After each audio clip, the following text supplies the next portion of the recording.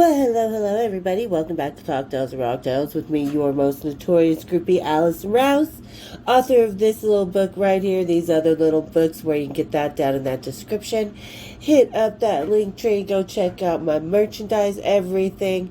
Got some pretty funny stuff. And as you can see, it is a podcast episode today because there is an interview happening, you guys. There's an interview happening that happened early morning, or well, if you're in Australia, 5 p.m. on the 91.9 The Tribe. I told you guys I was getting ready to do that, and I figured a lot of people would miss it because, yeah, I was usually asleep at that time, USA time. So, yeah, decided to go ahead and record it and put it up for those of you guys who didn't. I want to thank everybody here at The Tribe. That was just really awesome, and really just some genuinely nice people that I enjoy really doing an interview. Thank you to one of our family members who gets me these interviews with this station. Totally awesome. It turns out I have a friend in a band out of Australia, Fragmenta, Duncan, who used to do a show on this exact radio station, so it's kind of kismet.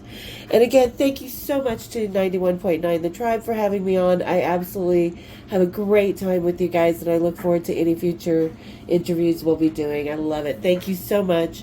And you guys, today, we're just going to drink whatever you'd like. I'm going to have this little Baptist. I was having this with Danny, actually, and I'm going to finish it off. This is their yearly Epic, our locals. They're local to Denver and to Salt Lake City. So this is their yearly Black Gold. This is a really amazing, super soak and a super strong whiskey. I believe it's the High West whiskey barrels this year. So absolutely delicious. So everybody, kick up your feet, grab your Black Gold, and let's have a little Cocktails and Rocktails interview from down under. Cheers, big ears. World's greatest group, or have been in the past, and you started off in Utah, and you explored, your life went from Utah out into the wide world of musicians and everything else. It's a wide world, all right. Is that a good way to put it? Yeah, it is, because the wide world of musicians, because a lot of people think of groupies as just, kind of a very specific rock genre, but it's a wide world of music and a wide world of musicians.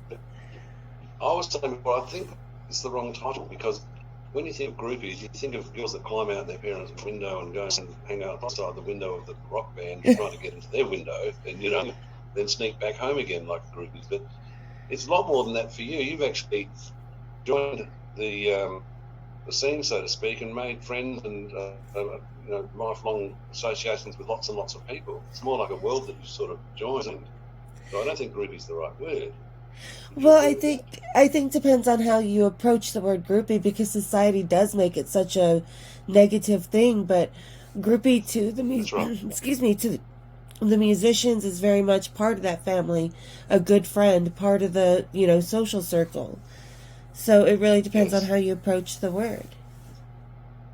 And what year did you start your groupie career? Oh God,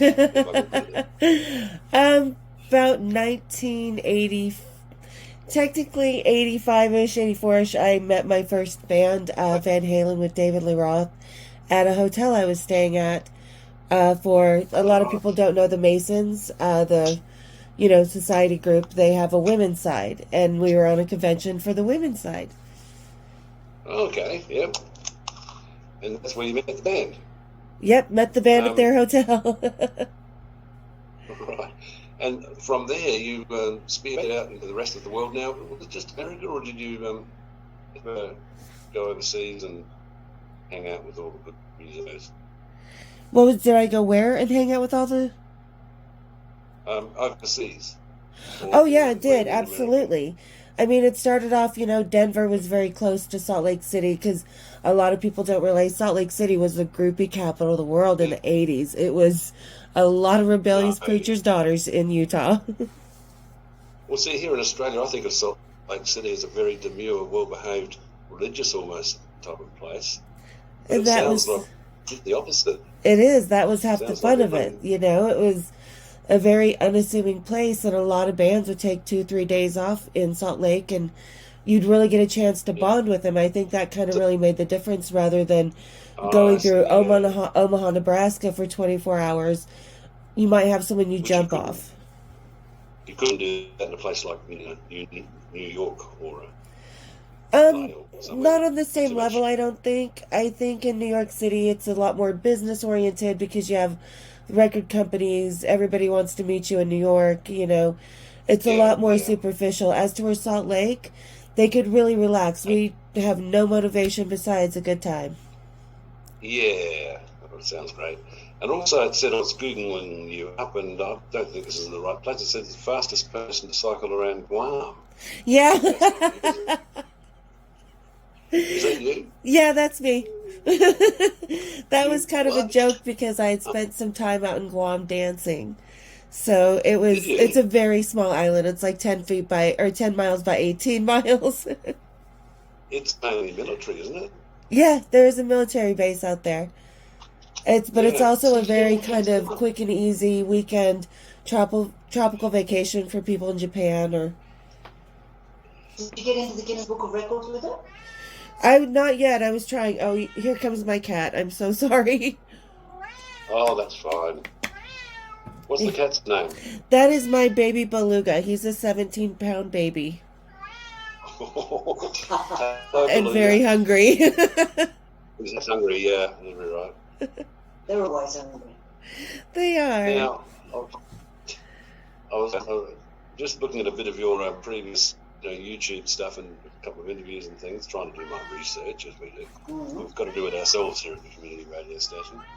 But you met Metallica in Denver, and you no, had a throw up. I story. actually In first. Australia we call it. Oh, come on, kitty. Okay, baby.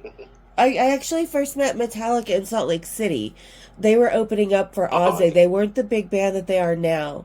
They were still just a little opening band. And actually, when I very first met James Hetfield, I walked out on him that first night because he made me mad. Good on you. Tell them what for. Well, But, you know, you what gotta was the have throwing up standards. I story? don't We care if call they're it- rock We call it stars. chundering here in Australia. You what? Tell us the chunder story with the girl that wanted to throw up in the toilet, but she couldn't because she got made to do it on the balcony. Is that right? Yeah, my No?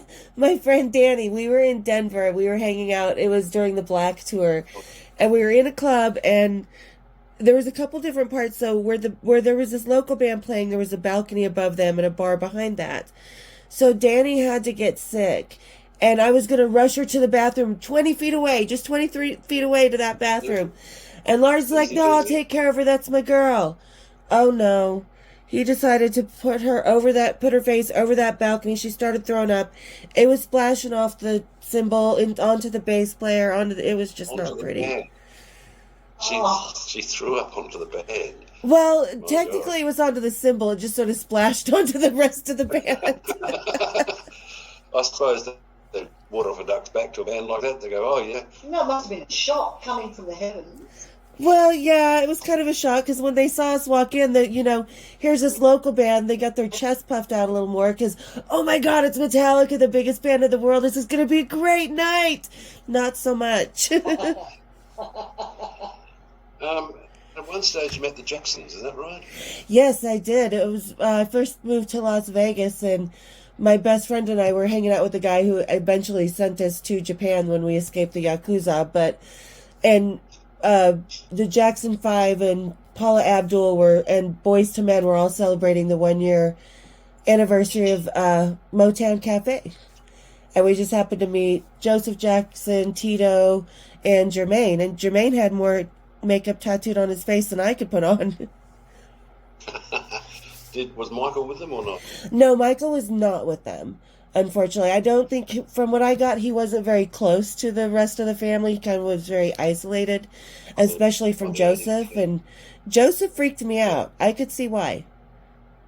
He's a very strange old man, wasn't he? Yeah, he tried to hit on me. He what? You know how in America there's this thing back in the day where you'd shake someone's hand and they take their middle finger and rub it on your palm, and that means a little something sexy. And Yes. yeah, I was like, yeah, no thanks. Half his body looked like it was still affected by a stroke. The other half was holding a drink. Okay. So, and I guess that sort of explains a little bit about how the Jacksons, particularly Michael, sort of turned out. Yeah. Like that, do you think? Absolutely. The vibe I got off Joseph, I'm like, you know what? I think they probably turned out better than they could have. Yeah. And their brilliance was from his diligence and hard working them. I think They wouldn't be good without. in a way, I think it Yes. was, but in a way, I think it was more kind of they felt they had to do or face disciplinary action, you know? Yeah. That's what I was alluding to. Yeah, Were they all talented, or were just some of them just doing it because they had to? yeah. I mean, they obviously looked like they could all dance to me, and they had a bit of talent there. I think they were an incredibly talented family. I loved the Jackson Five growing up. So even just Yeah, meeting me Tito too. and Jermaine, I was like, oh my God. They all have afros, That what? afro hairstyles. Afro No, hairstyle. they were up to style at the point, you know, mid 90s, 95. Okay. Now, I was talking to a mutual friend of ours who doesn't like her name being mentioned on here. Okay. So, Tina, I won't mention her name. But she said that there's this amazing number of people you've crossed paths with in your sort of travels. So I'm going to mention a few names. You probably haven't met any of these people. I'm just going to throw a few at you. Okay. Frank Sinatra. Unfortunately, no. Okay. Dean Martin. Briefly, yes. You have. Tony Bennett. Yes, several times. Tony actually knew my name and recognized me several times because he would be in Vegas a lot. And one of the times I met him was the very, very first internet streamed concert called iBash. Hmm? Really? Yeah. Well, Wayne Newton is supposed to have done more concerts in Las Vegas than anybody. You met him, Wayne Newton? Wayne, oh, absolutely. Met Wayne Newton several times on the social scene, you know, VIP parties or charity dues in Las Vegas. He's a nice guy. Absolutely. Super nice, super funny, charming as ever. I mean, just everything that you see he is, that's his genuine self. He's just very relaxed and kick back. Who's the most artificial person that you've met? Where up there and in public you think one thing, but really when you get to know them, no. Nothing like that in real life. God, there are a few. Vince Neil and Motley Crue hate him. Cannot stand him. Never liked him at all. Could do a good old high five to the face to that one. So I think he's probably... And probably Jerry Cantrell as much as I... Like it. You what? I like that. High five to the face. Yeah, it's a good way to say hello to people you're not real happy with. Yeah, I like. I've never heard it before. Go on. Our guest is Alison Rouse, who infamous, famous, whatever you'd like to say, the groupie in the world, written some books, has done plenty of things, and we're delighted to have a chat to her right now. Now, Alison, I'm going to mention a few others just off the top of my head. I'm going to go to the southern bands. You may or may not have met these. I'll just run through. Allman Brothers. Greg Allman, yes. Yes, really. What's he like? I'd love to meet Greg Allman. Kind of very quiet, not very... It kind of made me wonder how Cher married him because Cher's so outgoing and funny. And then here you have Greg Allman that just kind of smiles, relaxed, doesn't say much, you know. Right. And, you know, still in the deep south sort of stuff. Little Feet, did you cross paths with them? Unfortunately, no. I do love their music, though. Oh, yeah. And then I just jotted down Woodstock, which is a whole string of artists there. But did you cross paths with many of the Woodstock artists? For example, I don't know, Grace Slick from Jefferson Airplane. Met Grace Slick in passing at a VIP party, but of course there was John Entwistle and the Who. Of course, I was with him when he passed away, so yeah, cross paths with them. Jimi Hendrix, he wasn't alive, but I used to go when I was in Seattle. If I wanted a little greenery but was out of it and couldn't find it, I would go visit Jimi Hendrix's grave and take the greenery fans left of him. So technically met him. No, right. Oh, technically you could say you did, yes. yeah. Shared a couple things. Sagittarius, yeah. Now, I know you avoided the drugs, Alison, which is probably well done because you would have had access to just about everything back then moving in those circles. Would people be offering you heroin and cocaine and all those things? Yeah, absolutely. I mean, there was a night when I was hanging out with Megadeth and when they were first getting started, and their bass player, I was with the lead singer, Dave Mustaine, and their bass player was like, hey, do you want to do some honey oil? I had no clue what that was. I was probably about 17 Honey oil. years old. And I was like, Honey oil. it's I've never heard. Yeah. Heroin. You're probably pretty glad that you said no. Yeah. I was like, what is that? And Dave was like, no, if she doesn't know what it is, we're not dragging her down that path. And that was kind of rock and roll to me. I tried a few things, but just was never really like, oh, this is a great time. You would have come across some cocaine, I would have thought. Oh, yeah. Mm-hmm. Tried it, but it just wasn't my thing. I like more mellow stuff. I don't want something that makes me run around the room. Right. So can you say who's the first snort you had snorted cocaine with? Yeah. Actually, it was the same night that it was Dave Mustaine and Dio. Oh, really? Yeah. Really? And it just didn't do it for you, so you sort of steered clear from that? Yeah, no, I just, like I said, I was grinding my jaw, my nose was stuffed up. I didn't find the fun in it. Yeah, that's understandable. Tell us a bit about the Sex Pistols, Steve Jones. Oh, Steve Jones.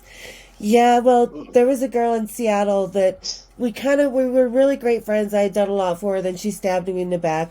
Her big goal in life was to be with Steve Jones.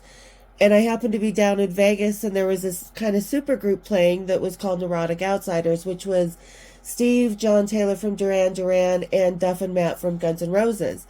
So I thought, perfect opportunity to fulfill that vendetta. And my best friend and I got to the Hard Rock Hotel, which was my haunt in Vegas for years. And I walked in, and first thing I saw, Steve Jones. An hour and a half later, I was taking him upstairs to his room. Well, okay. And was he was pretty outrageous on stage, but quite a quiet guy, I heard, really off stage. He was on stage. He's a very mellow. He's a Virgo, so he's that kind of mellow, cool type of thing. You just feel his energy, and yeah, we ended up hanging out for 5 years. He gave me his phone number before I gave him mine. Oh, right. Well, I guess Alison Rouse. Now, Alison, do you want to hang out while we play a song by The Who? Yeah. And we'll come back and talk a bit more. Absolutely. All right, we can do that. You're listening to an interview with Alison Rouse here at Tribe FM 91.1. We'll listen to a track from The Who, and then we'll come back. And I've got a few more questions for you. People are starting off in your, sort of, say, career, lifestyle. What advice might you give them, and a few other things like that. So we'll come back with some of that shortly. Awesome.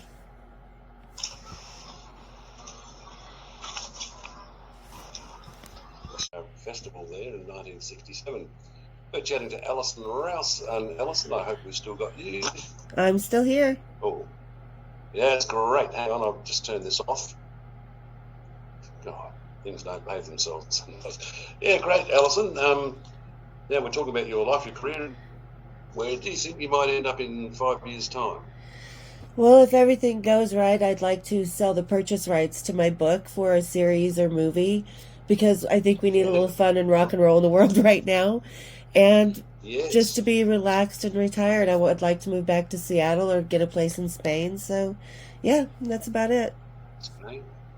Seattle instantly makes me think of Nirvana, so I have to throw that one in. Did you cross paths with those guys? Yes, I did, actually. I moved to Seattle 2 times in my life, and the first time was when grunge was just happening. We watched Nirvana play in tiny clubs with Alice in Chains and Green Apple Quick Step, so that was about the time I met Nirvana and everything. And then when I moved up there the second time was right when Kurt did that to himself, and ran into Courtney Love at 9 Inch Nails, and that was a nightmare. Oh, really? Yeah, really? just because she was kind of a loud mess, and I was sort of stuck in the car with her, and I'm like, please, God, get me out. One of those trips.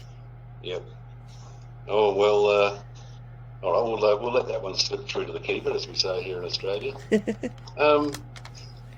I've got a question here I wrote down. I don't know if we can ask this, but is there anyone over your life that was embarrassingly unendowed down in the, that area of the anatomy that menace. Yeah. There was a couple. You're not going to mention any names, of course. Well, there's a whole episode about it. Okay, well. And there was a couple that were just really bad that I didn't get to see how endowed they were because their skills, I just tapped them on the head. I was like, excuse me, sir. I need to go now. Now, it's changed. The whole music industry, the whole scene has changed so much, of course, since then. No one could really do what you used to do these days, could they? It's just not the same situation. No, I don't. Play in the same. I don't think it is. I think it's become a couple things. The corporate world has taken over so much that rock and roll's always been a very structured circus, so to speak. It's very, very much 7 a.m. to 2 a.m. Everything moves on time. But I think, with the corporate world, I think they've made it so much harder to be out there. And obviously, during the pandemic or whatever, we didn't have any of that. And it became a much more closed circle. You're very much more protective of everything. So it's a little bit harder. It can be done. I think it's more the younger bands because the older bands still, I hang out with my friends and I know they have other groupie friends that they've known for 30 years that they have dinner with other places too. But to live the life we did, it's non-existent anymore. I think back in the day, you'd find out where someone was playing and just would hang around the foyer or, you'd probably have a good chance of meeting them. I don't think you could do that these days. No, you can't. We used to go to the hotel bar. We would take our fake IDs, run to the hotel bar and go meet the band. And you can still do that today. You can still meet them at the hotel bar. They're creatures of habit. And then if you were just there the day of the show, of course you'd go stand on the sidewalk next to the buses until somebody noticed. Definitely cannot do that anymore. No, and I suppose it'd be harder to get false ID these days, would it? Or No, it's easier. Is it? Yes. Oh. Is it? My son got one in high school. One of his mates made it. Really? Yeah. You just need a printer. Is that right? Yeah. Okay, I thought it might be harder. Well, it's fake, Tony. It's not real. Oh, yeah, okay. Now, Alison, our guest Alison Rouse, the world's greatest, I don't like the word groupie for you, Alison. I think there's another word I'm trying to think. They used to use road wife. Say that again? Road wife? Road wife, yeah, that's right. World's most famous road wife. I like it. Now, I've just opened up the phones. If you want to give Alison a call, 852-89919. I'm sure you could ask her just about anything, nearly. Who have you got a crush on at the moment, Alison? Oh, got a crush on someone that I've met before and just kind of always left a impression is Gary Lightbody, the lead singer of Snow Patrol. Oh. Okay, well, we might have to keep track of how you go there. And, they'll be here in March. Oh, okay, so go and see them. Of course I will. Of course you will. That's a question. What would you give advice to anyone how old were you when you took off from Salt Lake and started your adventure? You're obviously younger than I should have been. What was the age? I mean, was it 21 in America? You need your ID to get into drink? Yes. But I fortunately had older sisters who were 21, and I took their birth certificate down to the DMV before, the computers we have now, and had an ID that said I was 22. Okay, very good-looking 22. Well, I was about 15. Yeah, to the young, say, girls who are thinking of trying the same sort of lifestyle or exploring the possibilities. Would you have any advice for them? Oh, absolutely. First and foremost, you're not dating a rock star you see on stage. You're dating the man off stage. Drop all preconceived notions. Drop any fantasy you have in your head. And let these guys reveal themselves for who they are beyond all that. Because I think for me, that was the true groupie road wife experience. Being intimate in their lives and not in a sexual or, type of way, but more of a friend and lover, road wife kind of way. Yep, okay. I think it's good advice for most relationships. Drop all preconceived notions. Well, that's actually true, isn't it? Yeah. Yeah. I I had a really good question in my head there, and it's gone. Sorry, Tony. Oh well. It'll come back. Yeah. So I was going to ask something there. But anyway, our guest is Alison Rouse from all the. You're in Salt Lake at the moment, Alison? I am in Salt Lake at the moment. Yep. Are you contemplating writing another book? I am. I've been working on the technical book too for the follow-up to We've Got Tonight. I've written a couple other side little books, How to Be a Groupie 101, but the second book I've been titled And She Was, and it'll delve deeper into what happened after 2000, because I kept the groupie life going, but I think after 2002 a lot changed because of John passing and because of the tabloids and, so I think that's going to delve more into the emotional side as well. Did you ever figure in any songs, did you help maybe to write a song or give some inspiration to some of these people? Yeah, Kristen and I, Tesla wrote a song, the band Tesla. They wrote a song about us, very impromptu, the night when they were opening up for Def Leppard. All right. Did it make it onto the vinyl? It did. It made it onto their second album. Oh, great. And then there's one by Metallica that, if you know the line, never cared for games they played, that was 100% a song about some stuff that went down over a phone call. We've got a call, Alison. Let's take That's it. cool. Oh. Good afternoon, Toronto FM. You're on the air. G'day, Tina. How are you? Hello.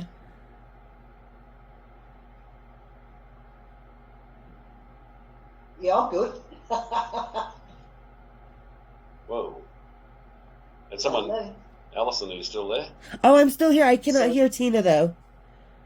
I can't hear Tina. We can only have one insert at the time. You can't have two. You need to hang that up, Tony. Yeah. You obviously can't have two outside calls going at the same time. Well, yeah, that's... Oh, I'm glad you rang in, Tina. You can, you can have two coming out at the same time. Get it sorted. I'll tell you what, Tina, have another try and we'll give it another go, because I want to find out if we can do this or not for future reference. Well, the tech stuff here is just, I'm hopeless at tech. And I was just making Oh. you can only have one at a time. Yeah, no, I'm the same way. I'm totally worthless at tech, and I can't believe I can even put out a YouTube video. Yeah, I'm impressed. Well done. Do you play anything, music, guitar or any instrument yourself, Alison?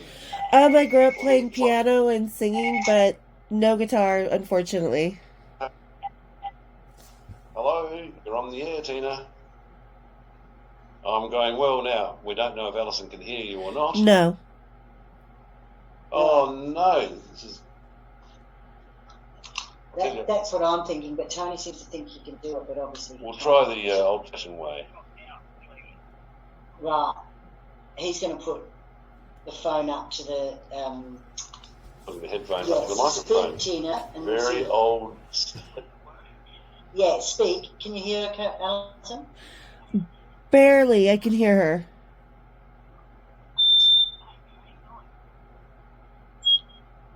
Well, I'm trying. Yeah.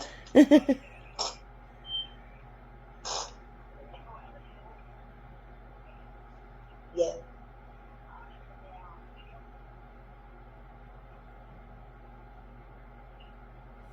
Okay.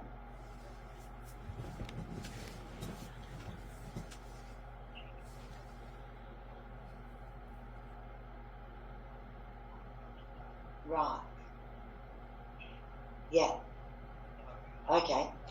Yeah. We'll give that a try. Now, Alison, did you hear any of that? I did. I heard it very, very faint and could not understand it. Oh, well, can you remember what Tina was asking? Well, she couldn't understand what she said. No, Tina was asking if you're an auctioneer, I think. Oh, Okay, about Tina. the rock auctions that I do. Yes. Yes, that's right. Yeah, I mean, it's a passion of mine. I went to college for art history and I wanted to work at Sotheby's. But then when you realize, you look at Sotheby's and Christie's, like Jeff Beck auction is coming up of all his guitars and road gear. We just had the Tom Petty auction. That expensive. Pardon? Some of them aren't as expensive as there's some good deals there, I heard. There were some good ones on the Tom Petty. The guitars up for Jeff Beck, yeah, there's a couple for about 3,000-4,000, but a lot of them are 60 to 80, starting asking price 300, 500,000. Yep. Bit out of my range, I'm afraid. Same. You play any musical instruments? I think I just asked you this. Yeah, just the piano. You play the guitar. And Piano. a bit of piano. Have you written a song for anyone? No. One about you. No, but I've sang to them what a jerk they were before. No kidding. Well, there's something else you might try your hand at. Writing a song for somebody. Yeah.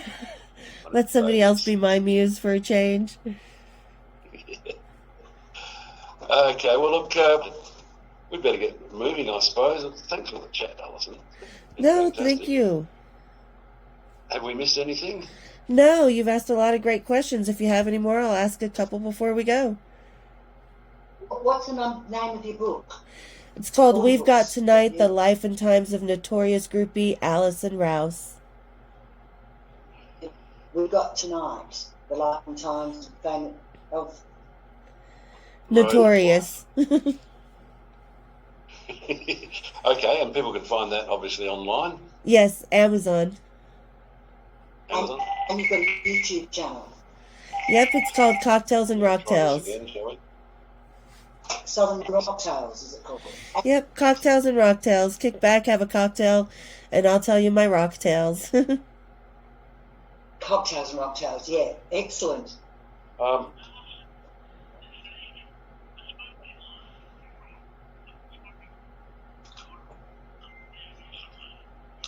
Can you hear that, Alison? No, I cannot. No, sorry, Nick. We'll ask it for you. Okay, see you, bye. Nick, he managed to talk to you last time. I don't know what's going on this time. Yeah, I'm not sure. I thought we Yeah. could do this, but anyway, we'll have We did actually, yeah. We did, yeah. But he wants to know if the skiing's any good In Utah? at this time of year. Yes. Absolutely. We've got the best powder in the United States. No place better to ski than up at Park City or Snowbird. Absolutely fabulous. Do you ski? Not as much as I used to. I used to do it once in a while, but I do have a niece and nephew that were junior national ski jumpers. Whoa. Excellent. Yeah. Wow. National. Like for America, US. Yeah, they were on the junior national ski jump team. That's a pretty dangerous looking thing to do, actually, isn't it? It is. You fall that way and It is. I was falling over. just talking to my niece, and she's like, I don't know why my knees and stuff hurt. I'm like, well, kind of, when you're flying through the air, you're good, but it's the landing, girl. Yes. Yes. Yeah. All right. Well, Alison, we'll have to get you back on again down the track, and we'll see if we can bring Tina in next time. Yes. Live in the studio. The phones just don't seem to be cooperating today, which is a bit of disappointing. And you sound great over the air. Oh, thank you. I like your voice. Yep, Oh. and I see your name come up on Facebook often enough, so we'll keep in touch for sure. I hope you do. You guys both, I really enjoy your company. It's very awesome. And thank you so much. Well, if we're ever travelling through Utah, we know who we can ring up. Yes, exactly. A couple of bourbons. Yeah, we'll have to do that one day. Or if you're ever down this way, you know where we are, in Bunga, Tribe FM. Absolutely. And I actually have a friend from down there that Duncan that used to do a show on this radio station. Oh, really? Yeah. He played pretty thrashy, heavy stuff. Yeah, with Fragmenta. In fact, he just had messaged me when I put the announcement on my Facebook for the actual time tonight. And yeah, he's like, I used to do a radio show for them. I'm like, what? Well, Duncan, haven't heard from you for a long time. Wherever you are and whatever you're doing, and if you're listening, good on you, man. All the best. And there's only 6 degrees of separation, but we stay in South Australia. It's lucky if it's warm. Well, you know what? When it comes to the music industry, we're all about 2 degrees away. That's true. All right. Well, our guest has been Alison Rouse, the world's greatest groupie. And thank you for joining us, Alison. It's been really good. And I hope we can catch up again soon. I hope so Sure. too. I really enjoy you guys, and thank you so much again for having me, and thank our friend for, introducing us. It was really, really appreciative of her. All right. Well, all the best, and we can get some sleep. What time is it there in Utah now? About 2 in the It's morning or about something? 12:45, and I was thinking that it was going to be 1 o'clock before, so I'm so sorry I was late. I thought it was going to be 5 in the morning. I felt sorry for you, but no, it's all right. Nah. Not too late for us, groovy people. No, I'll be going to bed in about another hour. Well, thanks, Alison. All the best, and we shall catch up very soon. All right, take care. Take care. Cheers, big ears. Goodbye. Bye. Bye bye.